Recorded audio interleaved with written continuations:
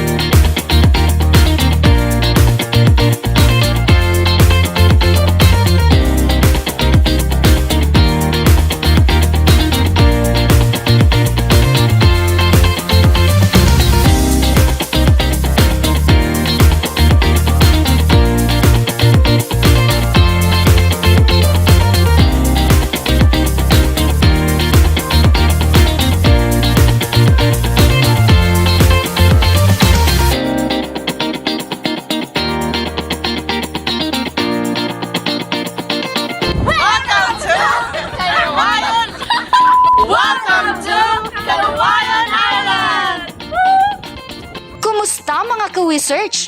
Pumunta naman tayo sa isla na siguradong makakahanap ka ng unique ways to experience the area at quality time with Mother Nature, ang Canawayan Island.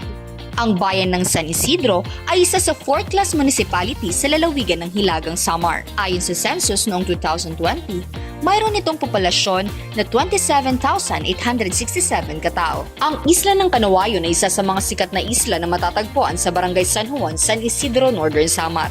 Ang Canawayon ng geographical na pangalan ay Canagwayon o Canagwayan Islet. Canawayon Island is a small island, so hindi siya nga puti ay nga island na mali na may ikang sa among mga lolo and lola, which is very symbolic in our part as a horse family. Ada siya cottages, which is pwede magamit for relaxation, but as simple as that. Para sa nga tanan nga karuyag mabisita ang Canawayon Island, pwede ka mo kumadi, may ada pump boat nga ada sa Poblacion Sur, which is my sister Elisa Amor Mihica ang namamahala para sa pagsakay pangan dulong sa mga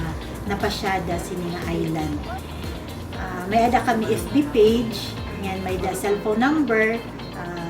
You can contact my sister anytime para sa reservation.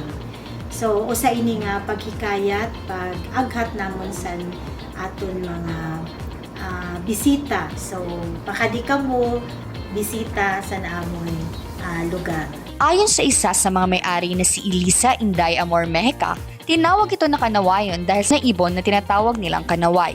Marami daw noon nakikita sa isla na pumupunta at nananatili dito. Kaya simula noon, tinawag na siyang Canawayon. Ang Canawayon Island ay mayroong 9 na hektaryang land area which contains of beaches and other part coconut area. Mayroon din po itong 13 hectares na coral reef which magandang potential for diving and other water activities. So, ang Canawayon Island po ay mararating ng 5 minuto galing sa Port of San Isidro. Halika at bisitahin po nyo ang San Isidro, hindi lang po ang Canawayon ang may offer namin. Marami po rin kaming waterfalls na pwede i-offer. Ang isla ay isang pangunahing beach resort sa pamamagitan ng established ng essential accommodation facilities ng tirahan at karagdagang mga beach cottage at shed. Ligtas at walang dapat ipangamba sa mga gustong mag-overnight dito. Suwak dito ang pag-bonfire, magduyan o magdala ng tent para mag-camping. Dito sa San Isidro, isa sa mga tourist attractions na pinopromote namin ay ang Canawayon Island Beach Resort na pag-aari ng Amor family.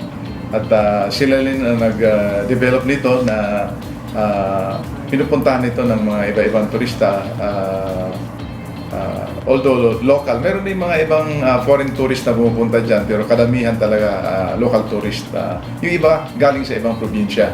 At Ang likod dito, facing west, ay isang magandang dive site.